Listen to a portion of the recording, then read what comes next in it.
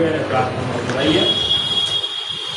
જીવંત પ્રેમાળ સર્વ શક્તિમાન અમારા રાજાઓના રાજા, અમારા પ્રભુના પ્રભુ, કે જે હતા, જે છે અને જે આવનાર છે, ઈશ્વર કે જે પોતે સ્વર્ગનો મહિમા છોડીને જગત પર પોતે માનવ દેહ ધારણ કરીને લોકોના પાપો અપરાધો પોતે ઉચકીને દસ્તંભ પર બલિદાન થયા.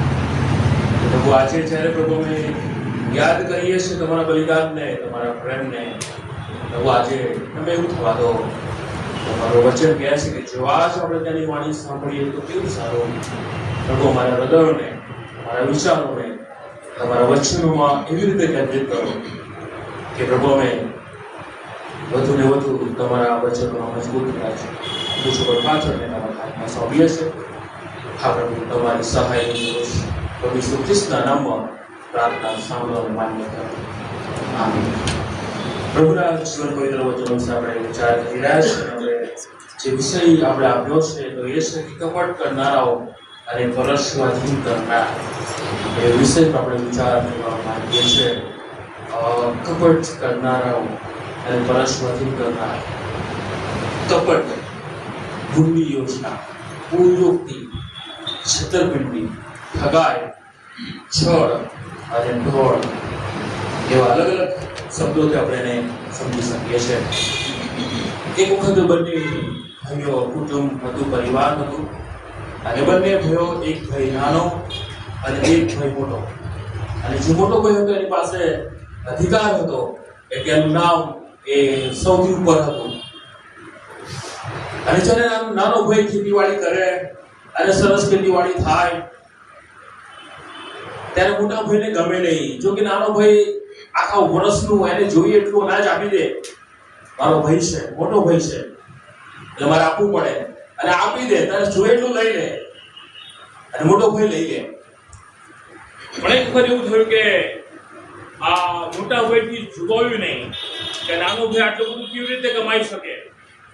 અને એટલા માટે પછી એક વખત એવું થયું કે એક સમય એવો આવ્યો કે આ મોટો ભાઈ વિચાર કરતો હતો, અને વિચાર કરતા કરતા એને એવું થયું કે હું મોટો છું, મારું નામ વહેલા છે, એટલે બારોબાર આ જમીનનો હું વહીવટ કરી નાખીશ. અને નાના ભાઈને પૂછવામાં પણ ના આવ્યું કે તું આપણે આવું કરીએ કે કેમ, તારી શું ઈચ્છા છે. અને વારંવાર નાનો ભાઈ મોટા ભાઈને કહે કે મને અલગ ભાગ પાડી આપો તો સારું, જેથી કરીને તમારે ભવિષ્યમાં એનું જે કરવું હોય તો થાય. પણ એક જ બ્લોકમાં અને મોટો ભાઈ તૈયાર ના થયો. સમય આવ્યો પણ પોતાના નાના ભાઈને પૂછ્યા વગર બારોબાર એનો વહીવટ કરી નાખ્યો. અને પછી વિચાર કરે છે નાનો ભાઈ કે હવે આ શું કર્યું મારા મોટા ભાઈએ. હું એને જોઈએ છે આપું છું, આખા વર્ષનું અનાજ આપું છું, પણ એનાથી ના જોયું કે નાનો ભાઈ આટલું બધું કેવી રીતે કમાઈ શકે. છળ કપટથી, કપટ રાખીને, પોતાના ભાઈને જાણ કર્યા વગર, પોતાના ભાઈની સલાહ લીધા વગર, પોતાના ભાઈ સાથે વિચાર કર્યા વગર બારોબાર એનો વહીવટ કરી નાખે છે. એ મનમાં એક કડવાશ રાખે છે, આ નાનો ભાઈ આટલું બધું કેવી રીતે કમાઈ લે. અને આ બધી કડવાશ એ મનમાં રાખીને છેતરપિંડી કરીને અને આખરે જમીન બારોબાર એનો સોદો કરી નાખ્યો. કેટલું બધું છળ કપટ મનુષ્યોમાં આજે જોવા મળે છે. અને એવું છળ કપટ બાઇબલમાં પણ જોવા મળે છે. કાઈન અને હાબેલ બંને ભાઈઓ, અને એમાં પણ પ્રશ્ન થયો એ તો કેવો કે હાબેલ માન્ય થયું, એનું અર્પણ માન્ય થયું, અને કાઈનથી ના જોવાયું કે આવું કેવું. મારો ભાઈ એનું અર્પણ માન્ય થયું અને ઈશ્વરે એને માન્ય કીધું, તો મારું અર્પણનું શું. અને પછી એ કાઈન મનમાં કડવાશ પેદા કરે છે. કાઈન મનમાં કહેવાય કે એક કપટ પેદા કરે છે પોતાના ભાઈને માટે, અને પોતાના ભાઈને છેતરીને મીઠી મીઠી વાત કરીને એવું કહે છે કે આપણે ખેતરે જઈએ, અને પછી ખેતરે લઈ જાય છે. અને બાઇબલ ત્યાં સ્પષ્ટ નોંધે છે કે કાઈને ઉઠીને પોતાના ભાઈ હાબેલને મારી નાખ્યો. કેટલી હદ સુધીનું કપટ મનુષ્યોમાં જોવા મળે છે. કેવું કપટ, કેવું છળ કપટ એ આજે મનુષ્યોમાં છે. અને પ્રભુનું વચન મને તમને એને સ્પષ્ટ કરે છે. અને આવું જ કપટ કઈ અહીંયા આપણે જોઈશું કે કોના હૃદયમાં કપટ છે અને કેવી રીતે એ પોતાનું કામ કરે છે. પ્રમુખ યાજકની કચેરી કપટ કરનારી કચેરી કે જેને આત્મિક આગેવાન કહેવામાં આવે છે. બાઇબલ એને કહે છે પ્રમુખ યાજકની કચેરી એ કહે છે કે લોકો માટે મધ્યસ્થનું કામ કરે છે, લોકોને દોરવણી આપવાનું કામ. બહુ સ્પષ્ટ પ્રમાણે એની ઓફિસ જે છે, એનું કાર્યાલય છે, એની જે કચેરી છે, એની જે યાજકની ફરજો એ સ્પષ્ટ છે કે લોકોને માટે પ્રાયશ્ચિત કરવાનું હોય, વર્ષમાં પ્રાયશ્ચિત કરવા માટે જવાનું, અને વચ્ચે વચ્ચે બલિદાનો કરવાના હોય, અને પછી એ લોકો માટે મધ્યસ્થી કરવાનું કામ, અને લોકોને આશીર્વાદ આપવાનું કામ. અને આ જેની જે મુખ્ય યાજકોની જે ફરજ છે એ ફરજ પ્રમાણે એ કહે છે કે એ એમની ફરજો હતી, અને જૂના કરારમાં આવી બધી ફરજોની નોંધ કરવામાં આવી છે. લેવી કુળમાંથી આવેલું અને ઈશ્વરે પસંદ કરેલું આત્મિક આગેવાન પ્રમુખ યાજક, એની જે ઓફિસ છે, એનું જે કાર્યાલય છે, એ તો આત્મિક વહીવટ કરવા માટેનો અને વહીવટીય પારદર્શકતા હોવી જોઈએ, એના માટે ઈશ્વરે આખી વ્યવસ્થા કરેલી છે. અને પ્રમુખ યાજકની ફરજો, પ્રમુખ યાજકની જવાબદારી એ તો લોકોને માટે મધ્યસ્થ થવાનું. એ જ્યારે કચેરીમાં આવે ત્યારે તો લોકો માટે મધ્યસ્થી કરે, એનું કાર્યાલય છે, લોકો એને ત્યાં મળી શકે છે, અને એ એની જવાબદારી, એ એની ફરજ હોય છે. પ્રભુ ઈસુ કહે છે કે 2 દિવસ પછી પાસ્કા પર્વ છે, અને તમારામાંનો એક મને પરશવાધીન કરશે, અને આવું મારી સાથે થશે, મને પરશવાધીન કરવામાં આવશે. પાસ્કા પર્વ, છુટકારાનું પર્વ, બચાવનું પર્વ, એ પર્વ એ પાસ્કા પર્વ છે કે જે આપણને યાદ કરાવે છે નિર્ગમન 12 કે ઇસ્રાએલ પ્રજા મિસ્રની ગુલામગીરીમાં, અને એ મિસ્રની ગુલામગીરીમાં દુઃખ અને દર્દ વેઠી રહ્યા છે. એ લોકો પોકાર કરી રહ્યા છે, એ લોકો છુટકારાની અપેક્ષા રાખી રહ્યા છે, અને ત્યાં ઈશ્વર પોતે વ્યવસ્થા કરે છે. મૂસાની મારફતે એ મિસ્રની ગુલામગીરીમાંથી છોડાવવામાં આવે છે. ઈશ્વર પસંદ કરે છે, અને પછી એ લોકો મિસ્રની ગુલામગીરીમાંથી બહાર નીકળે છે. એ યાદ કરાવે છે કે અમે છુટકારો પામ્યા છે. અને પછી એના કેટલા બધા નિયમો છે કે એ કડવી ભાજી સાથે ખાવામાં આવે, હાથમાં લાકડી લઈને ઊભું રહેવાનું હોય, અને જલ્દી ખાવામાં આવે. અને આ પાસ્કા પર્વ છે, અને એ યાદ અપાવે છે કે અમે ગુલામગીરીમાંથી છૂટ્યા છે. અને જ્યારે એ રાત આવી કે જ્યારે એ કહે છે કે મરણનો દૂત એ ત્યાંથી પસાર થવાનો છે, અને ઇસ્રાએલ પ્રજાના જે ઘરો છે ત્યાં ગાડી એ 12 શાખાઓ પર રક્ત લગાવવામાં આવે છે, અને જેથી કરીને મરણનો દૂત જ્યારે રક્ત જોવે ત્યારે ઘરને ટાળી દે, અને પછી આગળ જાય. એ રક્ત જોવે અને ઘરને ટાળી દે. એટલા માટે આ ઘર બચાવ પામેલું છે. આ ઘરની 12 શાખાઓ પર રક્ત લગાવેલું છે, અને જ્યારે એ ઘર ટાળી દે ને, અને ટાળી દે પછી એના માટે જે શબ્દ વાપરવામાં આવે છે એ મૂળ અર્થમાં એ કૂદીને આનંદથી આગળ જાય, કે કૂદકો મારે આનંદથી. એટલા માટે એ રક્ત જોયું છે કે આ રક્ત બચાવનું છે, આ રક્ત એ લગાવેલું છે. મતલબ એમ થયો કે આ બચાવ પામેલું કુટુંબ છે, આ ઈશ્વરને ઓળખનારું કુટુંબ છે, અને એ જ્યારે પાસ કરે છે એ ઘરને, ત્યારે એ આનંદથી કૂદકો મારીને આગળ જાય છે. કેમ? એ બચાવ પામેલું છે, એનો એને આનંદ છે. કેટલું ગજબનું કહેવાય. એ રક્ત હવે નથી, કારણ કે ઘીટા બકરાઓનું રક્ત આપણને સદાકાળ માટે પાપોની માફી આપી શકતું નથી. એટલે પ્રભુ ઈસુ ખ્રિસ્ત પોતે બલિદાન થયા, અને એ રક્ત નિર્દોષ નિષ્કલંક રક્ત વહેવડાવવાની તૈયારી ઈશ્વરની છે. પ્રભુ ઈસુ ખ્રિસ્તને એ માટે તૈયાર રહેવાનું છે, અને જે રક્ત છે એ શુદ્ધ છે, એ પવિત્ર છે, એ નિર્દોષ છે, એ નિષ્કલંક છે.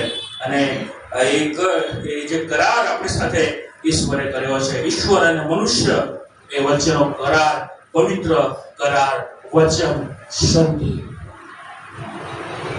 ખ્રિસ્તનું શરીર એ ભાંગવામાં આવશે. રોટલી હાથમાં લે છે, અને પછી વચ્ચેથી ભાંગે છે, અને પોતાના શિષ્યોને આપીને કહે છે કે લો ખાઓ, આ શરીર તમારા માટે ભાંગવામાં આવશે. અને મારા વાલાઓ, એ શરીર, એ રોટલી, જ્યારે આપણે જ્યારે એ મેજની, પવિત્ર મેજના ભાગીદાર થઈએ છીએ, ત્યારે એ પાસ્કા પર્વ, એ પ્રભુ ભોજન આપણને યાદ કરાવે છે કે પ્રભુ ઈસુ ખ્રિસ્ત એ પરસ્પર થયા એ પહેલા એ રાત્રે પોતાના શિષ્યોની સાથે એ ભોજન લે છે ત્યારે આ યાદ કરાવે છે એ ખ્રિસ્તનું રક્ત એ કહે છે કે વહેવડાવવામાં આવશે, એ મારા શરીરને ભાંગવામાં આવશે, એ રોટલી એ તમે ખાઓ અને મારી યાદગીરીને સારું એ કરો. એ યાદ આવવું જોઈએ કે મિસ્રની ગુલામગીરીમાંથી તમારો છુટકારો થયો છે. એ યાદ આવવું જોઈએ કે ઈશ્વરે અમારો ઉદ્ધાર કર્યો છે. એ યાદ આવવું જોઈએ કે ઈશ્વર જ અમારા ઈશ્વર છે, બીજું કોઈ નહીં. અને જ્યારે નવા કરારમાં આવીએ છીએ ત્યારે પ્રભુ ઈસુ ખ્રિસ્ત પોતે એ પોતાના જીવનનું બલિદાન આપીને રક્ત વહેવડાવે છે. એ યાદ કરાવે છે હું જ ઈશ્વર છું કે જે મેં તમને મિસ્રની ગુલામગીરીમાંથી છોડાવ્યા. હું એ જ ઈશ્વર છું કે મેં તમારો ઉદ્ધાર કર્યો. હું એ જ ઈશ્વર છું કે મેં તમને પ્રેમ કર્યો. એ યાદ મને તમને અપાવે છે. કચેરીમાં એકઠા થવું એમાં કોઈ પ્રોબ્લેમ નથી, થવાય. પણ કચેરીમાં એકઠા થવાનો હેતુ અલગ છે, એનું કારણ અલગ છે. એકઠા થાય છે એ હેતુ, એ ઈરાદો એ કપટથી ભરેલો છે.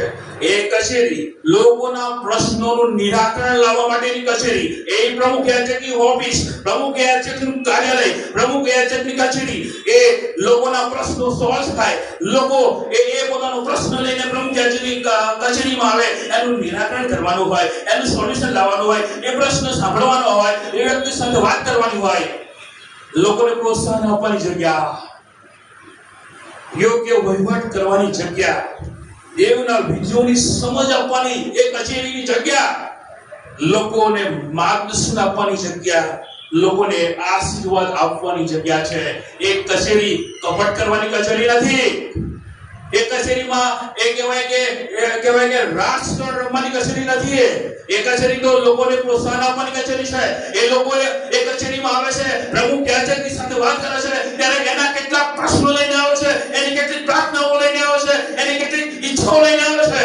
જીવતા ઈશ્વરને મળવા માટે આ કચેરી એના માટે છે કે પ્રમુખ યાજક ત્યાં બેસે અને લોકોનો પ્રશ્ન સાંભળે. આ પ્રમુખ યાજક બેસે કચેરીમાં અને એ લોકો માટે પ્રાર્થના કરે. આ કચેરીમાં પ્રમુખ યાજક બેસે અને એ લોકોને આશીર્વાદ આપે. આ પ્રમુખ યાજક એ કચેરીમાં બેસે અને પ્રશ્ન હોય જીવનનો, કુટુંબનો, વ્યક્તિગત જીવનનો માર્ગદર્શન એ પ્રમુખ યાજક આપે. આવું કરાય.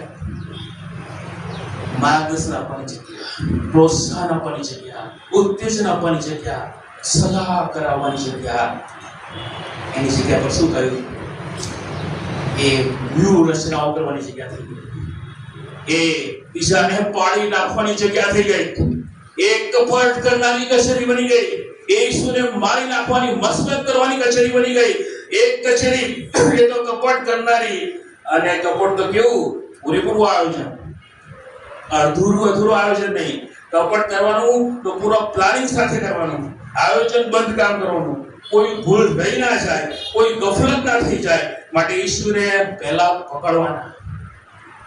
ધાર્મિક કાયદાનો ઉપયોગ આપણે નહીં કરીએ, કારણ કે ધાર્મિક રીતે જો આપણે એને કરવા જઈશું તો એ લોકો બુદ્ધિ કેટલી દોડાય, કેટલું બેસીને એ કચેરીમાં બેસીને કેટલી બધી મસલત કરી બેઠા કે જો ધાર્મિક રીતે આપણે એમને એ કરવા જઈશું તો મુશ્કેલી થશે.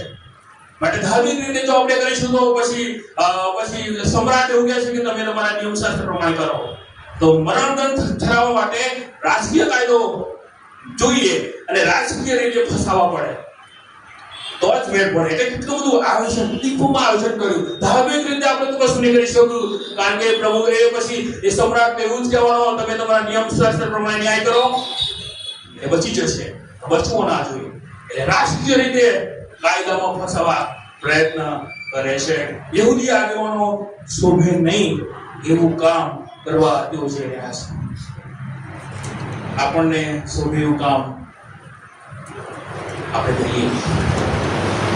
આપણે આગેવાનો છીએ, આપણે પ્રભુના બાળકો છે. વિચાર કરીએ કે શૈતાન ક્યારે ગફલત કરાઈ શકે છે. કેટલો ઊંડો વિચાર કર્યો. પર્વમાં નહીં, રખીને ગડબડ થાય એ પણ જોવાનું. ગડબડ પણ ના થવી જોઈએ. એને પકડવાનો તો ખરો જ. ધાર્મિક કાયદો લાગુ નહીં કરવાનો, એને રાજકીય કાયદામાં ફસાવવાનો. એટલે કે સમ્રાટને આગળ ઉભા રહેવાનું થાય અને સમ્રાટ એને મરણદંડ ઠરાવી શકે રાજકીય રીતે, અને એ એની પાસે અધિકાર છે.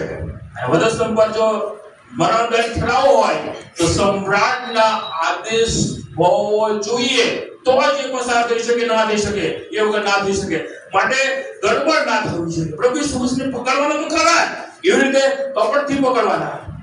કપટ રાખવાનું, કપટ હશે તો જ પકડાશે, બાકી નહીં પકડાય. અને કપટ પૂરેપૂરું કરવાનું, પ્લાનિંગ સહેજે બગડવું ના જોઈએ. અને એમાં તો ફરવામાં તો નહીં જ.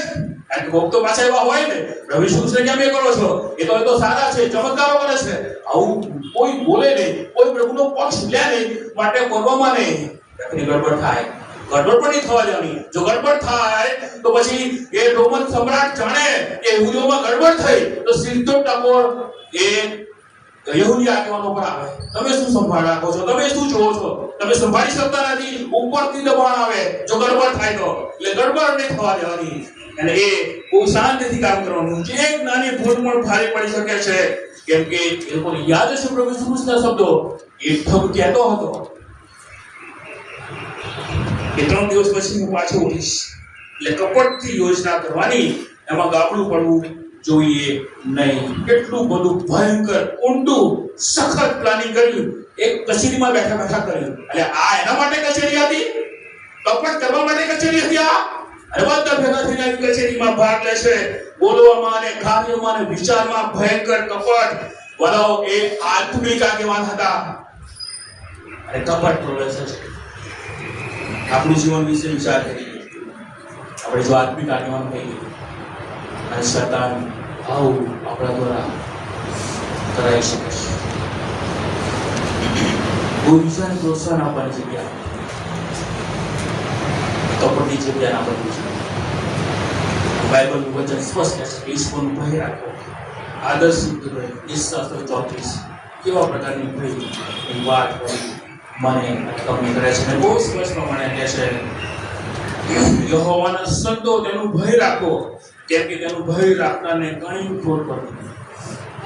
યહોવાના સંતો નાના મોટા સર્વ પ્રભુની ઓળખમાં છીએ, પ્રભુને ઓળખીએ છીએ અને ખાતરી કરીએ છીએ કે હું પ્રભુને ઓળખું છું. આપણે યહોવાના સંતો છીએ. પહેલું જ કામ તેનું ભય રાખો. પ્રમુખ યાજકો, પ્રભુના પસંદ કરેલા આત્મિક આગેવાનો ઈશ્વરનો ભય નથી દેખાડતા. એ જગ્યા, કચેરી, એ કાર્યાલય, એ ઓફિસ ઈશ્વરનો ભય રાખનારી ઓફિસ હોવી જોઈએ. પણ એ લખવાનું હોય છે પ્રમાણે કેમ કે તેનો ભય રાખનાર કંઈ ખોટ પડતી નથી. આવો દીકરાઓ, મારું સાંભળો, હું તમને યહોવાનો ભય રાખતા શીખવીશ. વાળો શીખી જઈએ. એવું ના બને કે છેલ્લા શ્વાસ સુધી આપણને ખબર જ ના હોય કે યહોવાનો ભય શું છે. બાઇબલ કહે છે દુષ્ટતાથી દૂર રહેવું એ જ યહોવાનો ભય છે.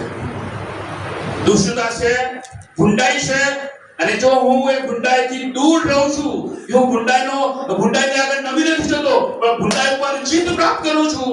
અને બાઇબલ નદીઓ જે સ્પષ્ટ કહે છે દુષ્ટતાને ધિક્કારવું એ જ યહોવાનો ભય છે. દુષ્ટતાથી દૂર રહેવું એ જ યહોવાનો ભય છે.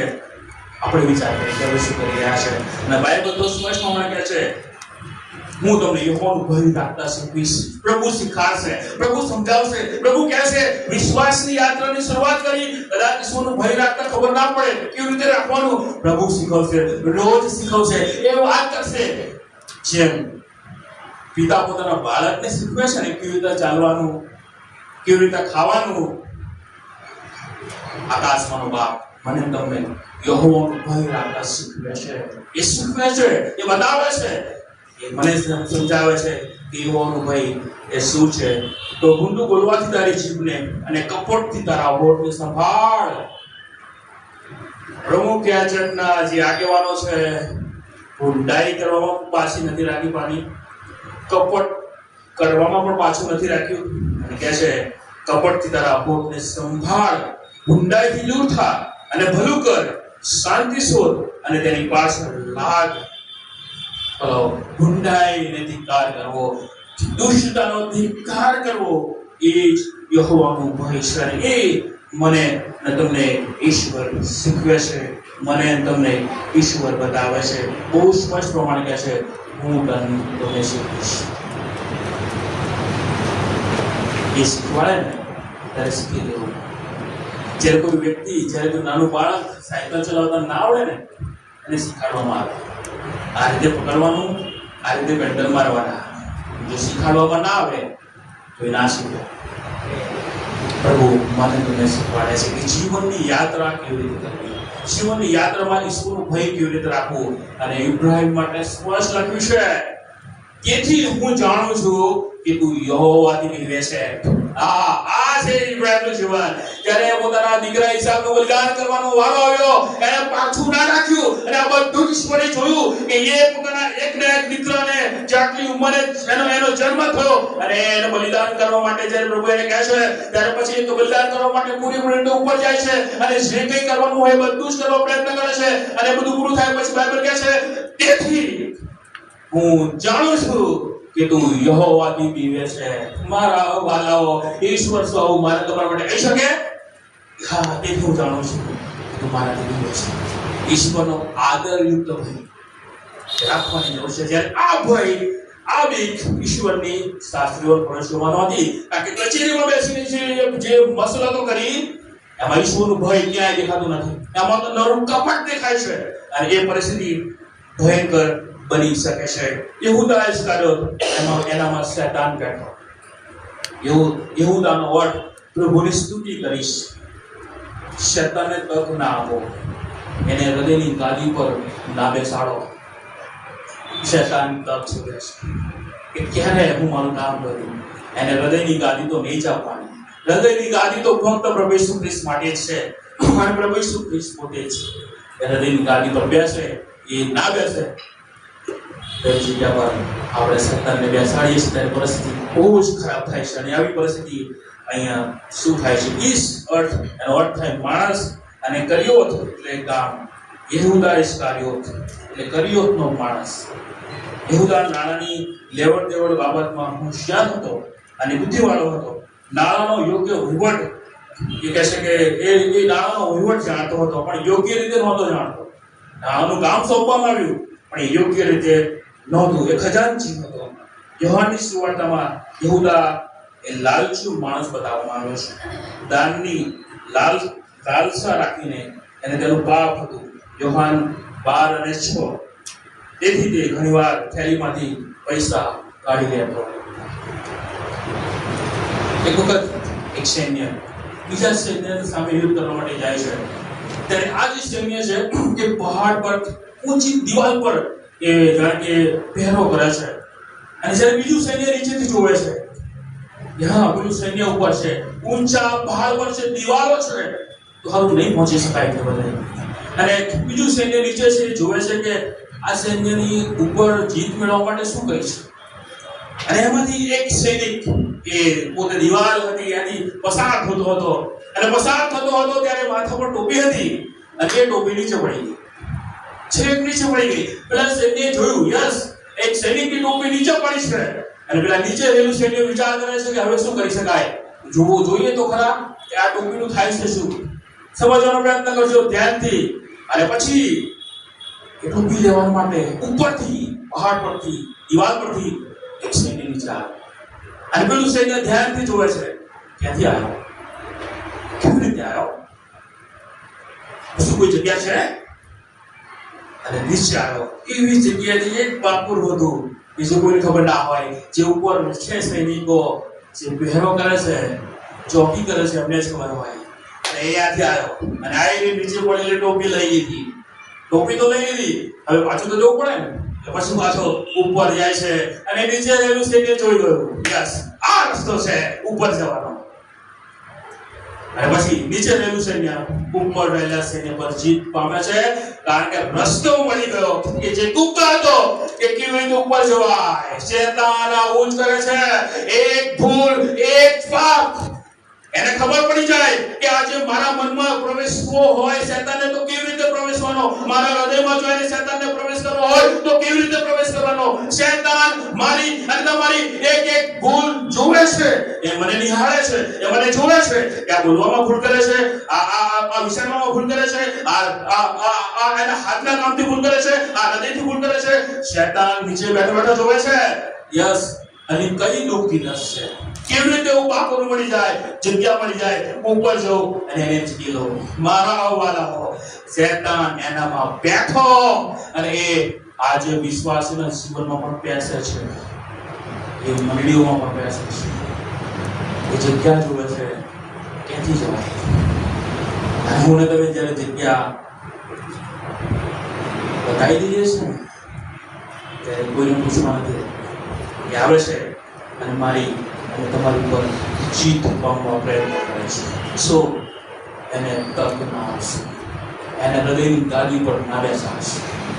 આ મરિયમ માગદલેને જ્યારે અતિ મૂલ્યવાન અત્તર પ્રભુ ઈસુ ખ્રિસ્તને પગે છોડ્યું ત્યારે યહૂદા ચતુરાઈપૂર્વક ગરીબોને માટે સહાનુભૂતિ બતાવે છે કે આ રીતે અત્તરનો બગાડ શા માટે? એ તો ગરીબોને આપવું જોઈતું.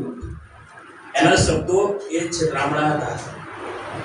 ઇસ્ત્રી કરીને એને આપવામાં આવે તો થેલિયાની જોડે છે, એટલે આમાંથી કંઈક કાઢી લેવાય. ગરીબો માટે કઈ સારું ઈચ્છતો ન ઈચ્છતો, શા માટે આટલું બધું અત્તરનો બગાડ? એને કરતા ગરીબોને આપ્યો હતો, ગરીબો તો ક્યાંય જાય, એને મળી જાય. કેટલું ગજબનું કહેવાય. લાલચની શરૂઆત થઈ ગઈ. એક નાની દીકરી જે સ્કૂલમાં અભ્યાસ કરતી હતી, અને સ્કૂલમાં અભ્યાસ કરતી એની મમ્મીએ સ્પષ્ટ વિધાને કીધું, બેટા ચોકલેટ તો તારે નહીં જ ખાવાની. હા મમ્મી, હું ચોકલેટ તો નહીં જ ખાઉં. અને પછી એ જ દુકાન, એ જ સ્કૂલ અને એ જ રસ્તો. પહેલા દિવસે ગઈ, પણ મમ્મી ના પાડી એટલે થોડું જોવાય. ગઈ અને દુકાનેથી પસાર થઈ સ્કૂલે ગઈ, એ જ રસ્તો પાછી આવી. મમ્મી પૂછ્યું, બેટા ચોકલેટ ખાધી? ના, નહીં ખાધી. બીજો દિવસ એ જ રસ્તો, એ જ સ્કૂલ, એ જ દુકાન. પરિવાર પસાર થઈ, થોડું જોવા તો દે, એવી દુકાન છે. મમ્મી ના પાડે, નહીં જોવાય. આટલેથી પાછું વળી જવાનું. મમ્મીએ પૂછ્યું, ચોકલેટ ખાધી? ના, નહીં ખાધી. ત્રીજો દિવસ એ જ રસ્તો, એ જ દુકાન, એ જ સ્કૂલ. મારે ચોકલેટ ક્યાં ખાવીશ? હું તો ખાલી પગથિયું જોઈશ અને ચોકલેટ ને જોઈશ. એવી લાગે છે. પરિવાર પાછા આવી. મમ્મી પૂછ્યું, ચોકલેટ ખાધી? ના મમ્મી, નથી ખાધી. ચોથો દિવસ એ જ સ્કૂલ, એ જ દુકાન, એ જ રસ્તો. હવે ચોકલેટ જોઈ લીધી, હાથમાં તો લેવા દે. એવી લાગે છે. મારે ક્યાં ખાવીશ? હાથમાં લેવીશ. ફરી પાછી સ્કૂલે જઈને આવે છે. મમ્મી પૂછે છે, ચોકલેટ ખાધી? ના મમ્મી, ચોકલેટ તો મેં ખાધી જ નથી, ખાલી હાથમાં લીધી. બેટા આ ના થાય. પાંચમો દિવસ એ જ સ્કૂલ, એ જ રસ્તો, એ જ દુકાન. પગેથી પણ ચડી ગયું, દુકાન પણ જોઈ લીધી, ચોકલેટ પણ હાથમાં લઈ લીધી. તો એક જ સ્ટેપ બાકી. શું કરો બાકી? એક સ્ટેપ પૂરો કરી દઉં. અને પછી હાથમાં લે છે, કાગળ તોડીને ખાય છે. મમ્મી પૂછે છે, બેટા ચોકલેટ ખાધી? ના મમ્મી, નહીં ખાધી. તો મમ્મીને તો ખબર પડી જ જાય કે તે ચોકલેટ ખાધી છે. લાલચ એવી વસ્તુ છે કે ધીમે ધીમે ધીમે મને તમને એ પાપ કરવા માટે લઈ જાય. પહેલા કદાચ એવું થાય કે આનું નહીં આપણે નહીં કરી પાપ, વાંધો નહીં, લાલચ નહીં આવે, પણ ધીમે ધીમે રસ પડે. લાઈ જોઈ તો લેવા દે, આપણે ક્યાં લેવું છે? બે થોડું નજીક તો જવા દે, આપણે ક્યાં લેવું છે? પછી શેતાન ધીમે ધીમે એવા કિચડમાં ધક્કો મારે એ જે જગ્યા પર આપણે જવાનું જ ના હોય. અને પછી પ્રભુ કહે, પ્રભુ તો પહેલેથી કહે છે મારું ભય રાખ, હું તને શીખવીશ કે કેવી રીતે યહોવાનો ભય રાખવું. પણ જો આવું થાય ત્યારે મુશ્કેલી વધી શકે છે. અને એ ચોરી લેવાનો પ્રયત્ન કરતો હતો. પ્રભુ ઈસુ ખ્રિસ્તને ખબર છે કે આ મને પરસ્વાદી કરનાર છે, તો પણ પ્રભુ એનું કોઈ નુકસાન કરતા નથી. શેતાન ગુલામ બનાવે છે. રોમન 12:16, જેની આજ્ઞા હું માનું છું, જેની આજ્ઞા હું પાળું છું, એનો હું દાસ છું. જો હું પ્રભુની આજ્ઞા પાળું છું તો હું પ્રભુનો દાસ છું. જો હું શેતાનની આજ્ઞા પાળું છું તો હું શેતાનનો ગુલામ છું. જેની આજ્ઞા તમે પાળશો એના તમે ગુલામ થશો, એના તમે દાસ થશો. હવે વિચાર કરી લઈએ. શેતાન યહૂદા ઇસ્કરિયોતને લાલચ આપે છે, એને ગુલામ બનાવે છે. અને તમે જોયું છે ને ગુલામમાં કેવું હોય? નાના બાળકો પેલી ગાડી રમે ને રિમોટ કંટ્રોલ વાળી, નાનું બાળક જે જગ્યાએ છે એ જગ્યા પર ગાડી લઈ જાય, બરોબર ને? એમ કે ગાડી ઊભી રાખવી છે તો રિમોટ કંટ્રોલ થી ઊભી રાખે. એમ કે ગાડીમાં આગળ લઈ જવી છે તો આગળ લઈ જાય. મારા વાલાઓ, શૈતાન મારા તમારા જીવનનું રિમોટ કંટ્રોલ એના હાથમાં લેવા માંગે છે. અને આપણે તો પ્રભુના હાથના છીએ. પ્રભુએ આપણને બનાવ્યા છે એની પ્રતિમા પ્રમાણે. અને જો એ રિમોટ કંટ્રોલ શૈતાનના હાથમાં જાય અને જો એના હાથમાં જતું રહ્યું તો આપણને ગુલામ બનાવીને છોડશે, એ લાલચ આપશે, એ નાશનો માર્ગમાં લઈ જશે. માટે વાળાઓ જાગૃત થઈ જઈએ, સભાન થઈ જઈએ. આપણા જીવનનું રિમોટ કંટ્રોલ શૈતાનના હાથમાં તો નથી ને. અને આ યુદા ઇસ્કારિયોત તો જીવનનું રિમોટ કંટ્રોલ શૈતાનના હાથમાં છે. અને ત્યાં પરિસ્થિતિ વધારે બગડે છે અને શૈતાન એને નિયંત્રણ કરે છે. યહૂદાએ તેઓ સાથે મસલત કરી. યહૂદા સામા પગલે ચાલીને યહૂદી આગેવાનો સાથે ગયો અને સામેથી કહેશે કે સામે પગે ચાલીને એ જાય છે અને કહે છે, અને યહૂદી આગેવાનો ખુશ થઈ ગયા. યસ, મારે આવું જ જોતું કે યહૂદી આગેવાનો એમને યહૂદા ઇસ્કારિયોતને મનાવવા નતો ગયા કે ભાઈ તું અમારા માટે કામ કર ને. સામેથી ગયો યહૂદી આગેવાનો સાથે વાત કરવા માટે. અને પેલા યહૂદી આગેવાનો લાગ્યું અમારે જેવું જોઈતું હતું એવું અમને મળી ગયું. કારણ કે કપટ થતા હતા, આયોજનો થતા હતા. અને એવામાં યહૂદા ઇસ્કારિયોત ત્યાં જાય છે, સામેથી જાય છે. યહૂદા પોતાના જ દેવને ફસાવવા માટે મસલત કરવાની તૈયારી કરી રહ્યો છે. ઈશ્વરની સાથે રહ્યો, ઈશ્વરના પ્રેમનો અનુભવ કર્યો, ઈશ્વરના ચમત્કારો પણ જોયા. ઈશ્વર શું કરે છે, પ્રભુ ઈસુ ખ્રિસ્ત એ ક્યાં જાય છે એ બધું જ જોવે છે. પ્રભુની સાથે રહ્યો છતાં પણ પ્રભુને કહે છે કે એ પોતે પ્રશોધન કરવા તૈયાર થયો, મસલત કરવા લાગ્યો. અને એ પાછો મારો વાલો એ પ્રભુ યાજકની કચેરીમાં જઈને એ લોકોની સાથે પોતાની મસલત, પોતાના વિચારો નાખવા લાગ્યો. આવું કરાય તો? અરે શું એના માટે ઈશ્વરે બનાવ્યો? એના માટે એને સાથે રાખ્યો? આ હોબી એના માટે હતી? અને સામેથી જઈને એ એવા મસલતના કામ કરવા લાગ્યા. બારોબાર સોદો કરવા કર્યો, વિશ્વાસઘાત કરવા કર્યું. અને તે કામ હું કરીશ તો તમે મને શું આપશો? લાલચ. એ લાલચમાં એ કહે છે મને શું આપશો? જે યહૂદીઓ આગેવાનો જોઈતો હતું તેવું જ મળી ગયું. યહૂદી આગેવાનો કહે બોલ, તારે શું જોઈએ, કેટલું જોઈએ, તું તારું મોં ખોલ, એટલું હું તને આપવા તૈયાર છું. કારણ કે યહૂદી આગેવાનોને પ્રભુ ઈસુ ખ્રિસ્તને પકડવાના હતા, કપટથી પકડવાના હતા, એમને મારી નાખવાના હતા. માટે એ સામેથી આવે છે અને યહૂદી આગેવાનો કહે છે બોલ, તારે શું જોઈએ, કેટલું જોઈએ, તું બોલ, તારું મોં કાઢ. બારોબાર ઈસુનો વિરોધ કરવા લાગ્યો. કોઈ વસ્તુ વેચવાની હોય ને તેના માટે મૂળ માલિકની જાણ હોવું જરૂરી છે. ખબર હોવી જોઈએ, માલિકની મંજૂરી હોવી જોઈએ, માલિકની સંમતિ હોવી જોઈએ, તો જ લીગલી તમે કોઈ વસ્તુ વેચી શકો. માલિકની સંમતિ વગર, માલિકની જાણ વગર, માલિકને અજાણતા રાખીને તમે એ વેચી શકો નહીં. પણ મારો વાલો યહૂદા ઇસ્કારિયોત એ જે વહીવટ કરવા જતો હતો એનો એ માલિક જ નહોતો. એ પોતે બારોબાર વહીવટ કરવા લાગ્યો. જેણે એનો માલિક જ નહોતો, કશું જ નહોતું. અને એ બારોબાર વહીવટ કરવા લાગે છે. લોભ, એ દ્રવ્યનો લોભ એ મને તમને મુશ્કેલીમાં મૂકે છે. અને વાલાઓ, વિશ્વાસી જીવનમાં લાલચ આવે છે. મિલકતનો લોભ લાગે, કોઈ વસ્તુનો લોભ લાગે, કોઈ પદનો લોભ લાગે, અને આ બધી બાબતો મારા તમારા જીવનમાં મુશ્કેલી ઊભી કરી શકે એમ છે. માટે સંત ફ્રાન્સિસ ઝેવિયર આ પ્રમાણે કહે છે, પાપ કબૂલાતના પ્રસંગોમાં ઘણા માણસોને પોતે જાણી જોઈને કરેલા પાપો તેમજ પોતાને કલ્પના પણ ના હોય એ રીતે કરેલા પાપોની કબૂલાત કરે છે. પણ એવી કોઈ વ્યક્તિ આવતી નથી કે તેણે કબૂલ કર્યું હોય કે હું લાલચુ છું, કે પૈસાનો પૂજારી છું, ધન દોલતનો પ્રેમી છું. લાલચુ હોવું, એ ધનની લાલસા રાખવી, એ પણ પાપ છે, એ છૂપું પાપ છે. કોઈ વ્યક્તિ એવું નથી કહેતો કે હું લાલચુ છું, કોઈ વ્યક્તિ એવું નથી કહેતો કે હું પૈસાનો પૂજારી છું. હવે લાભ શોધવા લાગ્યો યહૂદા ઇસ્કારિયોત. લાભ શોધવા લાગ્યો. યહૂદાએ ઈસુ ખ્રિસ્તને પરેશવાધીન કરવાની પૂરી તૈયારી કરી લીધી. પ્રભુ ઈસુ ખ્રિસ્ત ક્યાં જાય છે, શું કરે છે, કયા સમયે કઈ જગ્યા પર હોય, કયું કામ કરતા હોય, એ બધું જેને ખબર હોય. જ્યારે ચોર ચોરી કરવા જાય ને ત્યારે બધી પરિસ્થિતિનું નિરીક્ષણ કરી જોવાય કે અહીંથી જવાય કે અહીંથી ના જવાય. આટલા વાગે ચોરી કરાય તો પછી કેટલા વ્યક્તિ હાજર હશે, કયું વાતાવરણ હશે, કઈ પરિસ્થિતિ હશે, શું કોઈ જોઈ જશે, એની પૂરેપૂરી બાતમી કાઢીને પછી જ ચોરી કરવા જાય. અને મારો વાલો આ પૂરેપૂરી તૈયારી સાથે જોવે છે પ્રભુ ઈસુ ખ્રિસ્ત ક્યાં જાય છે, શું કરે છે, બધી જ તૈયારી સાથે જાય છે. શેતાને તેના જીવનનો ખોટો ઉપયોગ કરવાની શરૂઆત કરી દીધી. અને મારા વાલાઓ, શેતાન એના જીવનનો ખોટો ઉપયોગ કરીને એની શરૂઆત કરી. ઈશ્વર એને જ્ઞાન પણ આપેલું, ઈશ્વર એને સમજશક્તિ પણ આપેલી, ઈશ્વર એને નિર્ણય શક્તિ આપેલી.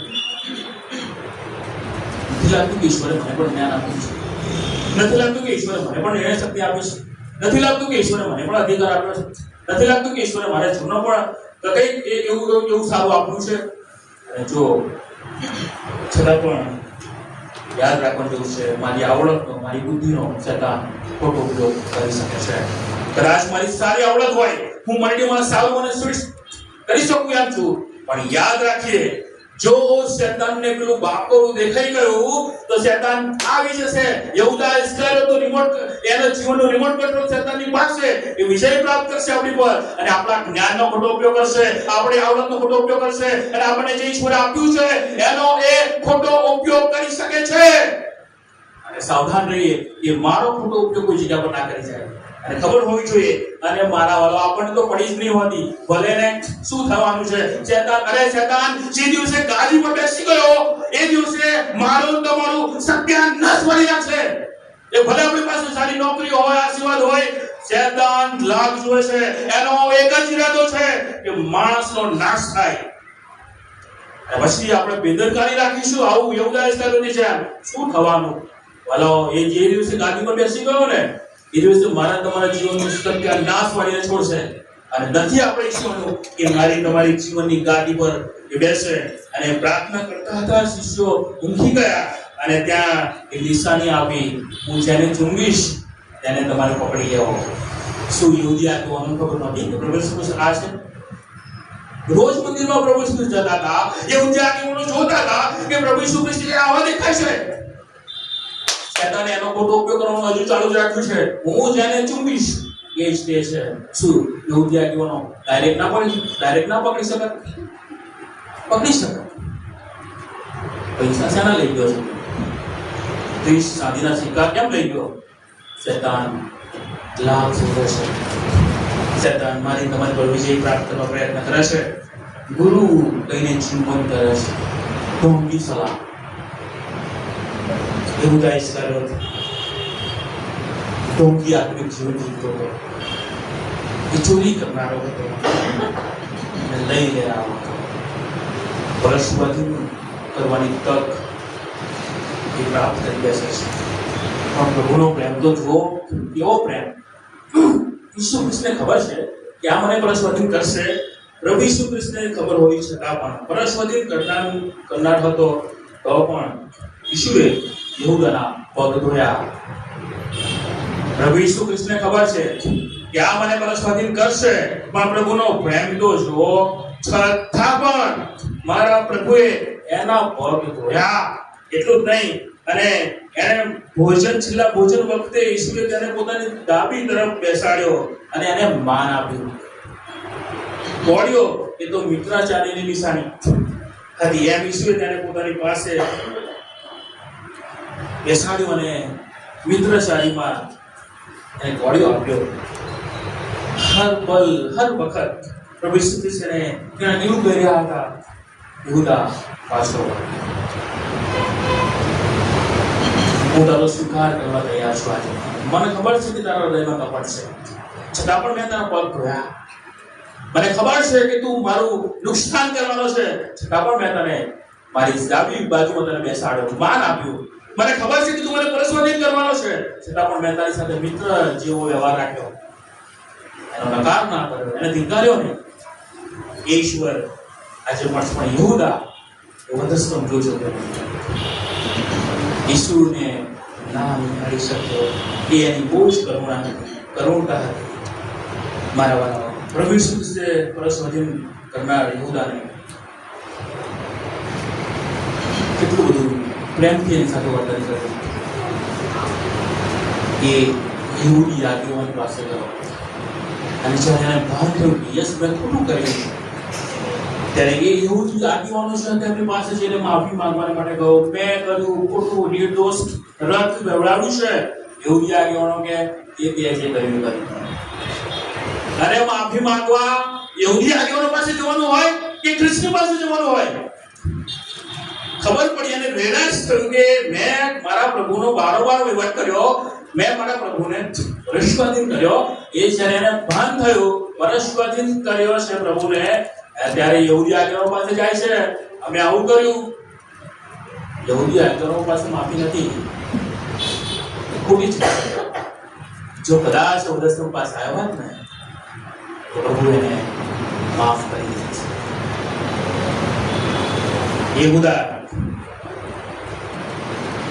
પ્રભુનો પ્રેમ ના સમજી શકે. એ યહૂદા ઈશ્વરે જેની પર દયા કરેલી, જે પ્રેમ બતાવ્યો એ ના સમજી શક્યો. જ્યારે પિત્તર ઉદસ્તમની પાસે આવે એકા જોઈ બસ એ બીજા કોઈની પાસે ના ગયો, એ યહૂદી આગેવાનો પાસે ના ગયો કે મેં તો ઈશ્વરનો નકાર કર્યો. જ્યારે યહૂદા પોતે પાપ કર્યું ભાન થયું ત્યારે યહૂદી આગેવાનો પાસે ગયો, પણ એને જવાનું હતું ખ્રિસ્તની પાસે. પાપોની માફી ખ્રિસ્ત પાસે છે, યહૂદી આગેવાનો પાસે નહીં. અને એ એની બહુ મોટી ભૂલ કે વરસનો પર વરસોને ના જોઈ શકે.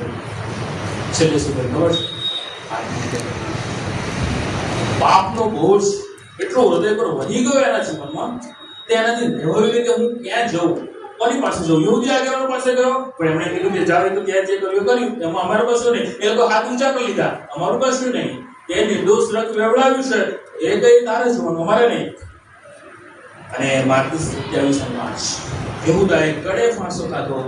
વિરુદ્ધ કૃત્યો 1 અને 10 એ ઊંધો પડીને વચમાંથી ફાટી ગયો ને તેના બધા આંતરડા નીકળી ગયા. અને ઓગસ્ટીન નામના લેખક આ પ્રમાણે કહે છે, ફાંસોનો જે રસો છે એ તૂટી ગયો, એ ઊંધે માથે પડ્યો અને તેનું પેટ ફાટી ગયું. માત્ર 30 ચાંદીના સિક્કા માટે દેશનો બારોબાર વહીવટ કરવા લાગ્યો. બાઇબલ કહે છે લોભ એ સગળા પાપનું મૂળ છે. ઈસુના શિષ્ય બની જઈએ. સત્ય છે, કદાચ ઈશ્વર આપણને જે દર્શાંશો આપ્યા છે, ઈશ્વર આપણને જે આશીર્વાદો આપ્યા છે, એ દર્શાંશોમાંથી આપણે ચોરી કરતા હોઈએ. સત્ય છે, ઈશ્વર આપણને જે પૃથ્વી પરનો સમય આપ્યો છે, એ સમય આપણે છોડતા હોઈએ. ઈશ્વરનો છે. સત્ય છે કે આપણે હજુ પણ પ્રભુને પરસ્વાધીન કરતા, હજુ પણ આપણે પ્રભુની સાથે વિશ્વાસઘાત કરતા હોય. પ્રભુ આ વર્ષે તો મેં નિર્ણય લીધો, હવે આ વર્ષે હું ચાલીશ, ચોક્કસ આ વર્ષે હું તમારા માર્ગમાં ચાલીશ. પછી વિશ્વાસઘાત કરીએ છીએ. પ્રભુ આવું તો હું ક્યાં બોલ્યો? પ્રભુ આવું તો મેં કોઈ નિર્ણય નતો લીધો. ભલા પ્રભુ દુઃખ થાય છે. ભલા આ સમય છે ઈસુના શિષ્ય બની જઈએ, ઈસુને અનુસરી જોઈએ, ઈસુના પગલામાં પગ મૂકીને ચાલી જોઈએ, અને પછી આપણે નમૂનો આપનાર બની જઈએ. હું પ્રભુનો શિષ્ય છું, હું ઈસુના પગલામાં પગ મૂકું છું, ઈસુના પ્રેમમાં ચાલું છું, ઈસુએ મને જે શિક્ષણ આપ્યું છે, ઈસુનું ભય રાખતા શીખવાડ્યું છે, એમાં ચાલું છું. અને વાલા હું ઈસુને અનુસરું છું. શિષ્ય બનવાની તક ખરા અર્થમાં યહૂદાએ ચૂકી ગયો. ખરો પસ્તાવો કરવાને જે હતી પ્રભુ ઈસુ પાસે ના કર્યો. ખોટી જગ્યા પર પસ્તાવો કરવા માટે ગયો. એ જે એના માટે બાપુની માફીને આપવા માટે લોકો સમર્થ જ નહોતા, કારણ કે એ લોકો કપટ કરનારા હતા, મનુષ્યો હતા. ચાલો વિચાર કરીએ, પોતપોતાની પરીક્ષા કરી જોઈએ. આ સમય છે. પિત્તરનો પસ્તાવો, રડીને પસ્તાવો કર્યો, સાચી જગ્યા પર ગયો, તારણ હાર પાસે ગયો, વધસ્તંભની પાસે ગયો. અને યહૂદા એ વધસ્તંભ ના જોઈ શક્યો. શેતાને ખૂબ બધું કંટ્રોલ એના જીવનમાં કર્યું. આખરે કંટાળીને જે મેં કર્યું છે એનો બોજો સહન ના કરી શક્યો અને આખરે ના કરવાનું હોય એવું એને કરી નાખ્યું કે જે બાઇબલ ના પડે છે. આત્મહત્યા કરવાની તૈયારી બતાવી દીધી ને આત્મહત્યા કરી પણ નાખી. પ્રભુ કહે છે તમે પોતાના નથી, તમને મૂલ્ય આપીને ખરીદવામાં આવ્યા છે.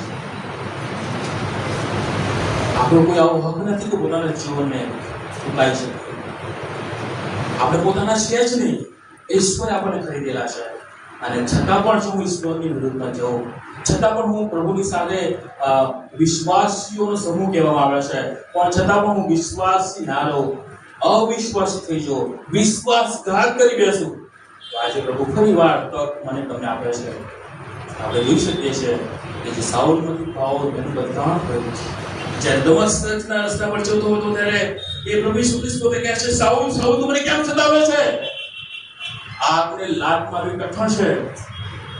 તું કોણ છે? હું ઈસુ છું જેને તું સતાવે છે. વાલાઓ, જીવન બદલાઈ ગયું, દિશા બદલાઈ ગઈ અને દશા બદલાઈ ગઈ. એક સમય એવો કે પકડીને મારી નાખનારો, વિશ્વાસીઓને હેરાન કરનારો એક સમય એવો આવ્યો કે પ્રભુને માટે પ્રભુનો શિષ્ય થયો. બીજા શબ્દોમાં, સાદા શબ્દોમાં, પ્રભુને અનુસરનારો થયો. પ્રભુના પગલામાં પગ મૂક્યો અને સેવાની શરૂઆત કરી. જો હજુ સુધી મેં પ્રભુના પગલામાં પગ ના મૂક્યો હોય, હજુ સુધી હું પ્રભુને, ઈશ્વરને અનુસર્યો ના હોય, હજુ સુધી સમાજમાં કે મંડળીમાં યોગ્ય નમૂનો ના આપ્યો હોય, તો આજે ફરીવાર પ્રભુ તમને તક આપે છે. પોતાની પરીક્ષા કરી જોઈએ. આવો ખરા અર્થમાં જોઈએ યેસુ પ્રભુનું આપેલું તાલંત, પ્રભુએ આપેલી અદ્ભુત ભેટ, એના સંબંધિત બેદરકાર છું.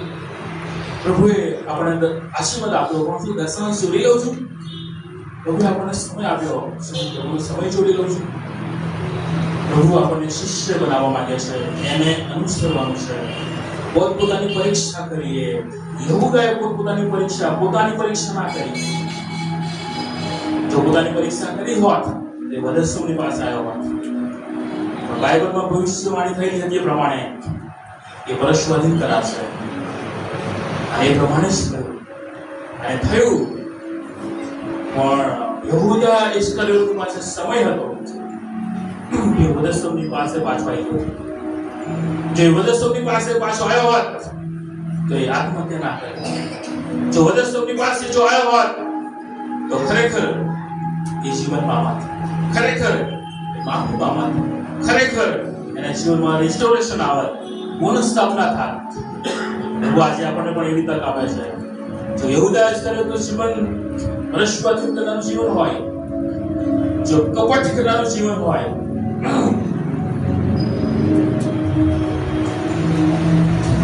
અથવા બીજું કોઈ પાપ હોય, હાલો પવિત્ર મેષના ભગીરથીએ પહેલા આ સમય છે કે પોતપોતાની પરીક્ષા કરી શકીએ.